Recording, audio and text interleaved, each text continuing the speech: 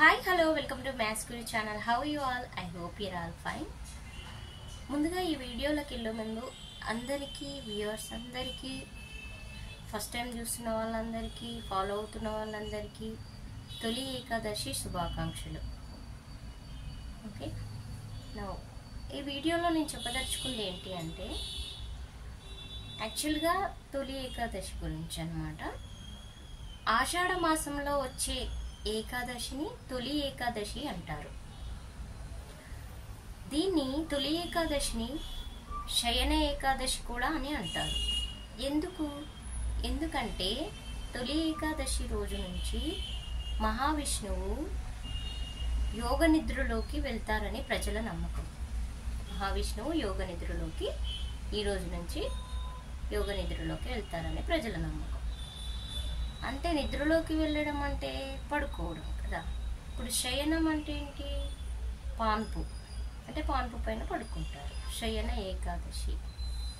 Okay, so Vishnumurthy పడుకోబోతున్నారు కాబట్టి అంటే దేనిపైన శయనం అంటే పాన్పు పైన పడుకుంటారు కాబట్టి శయన ఏకాదశి అని కూడా అంటారు. ఓకేనా?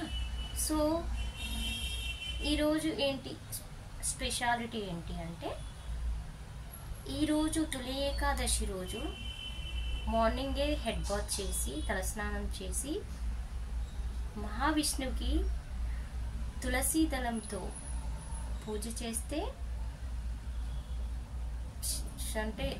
చేస్తే మనకి విష్ణువు యొక్క అనుగ్రహము కలుగుతుందంట. ఓకేనా? ఇదండి తొలి ఏకాదశి. కొంచెం నాకు తెలిసిన విషయం మీకు షేర్ చేశాను.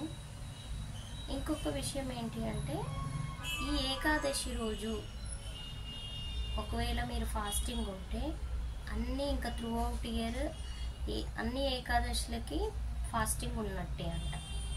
సో అంత విశిష్టత ఉంది అన్నమాట ఈ ఏకాదశికి.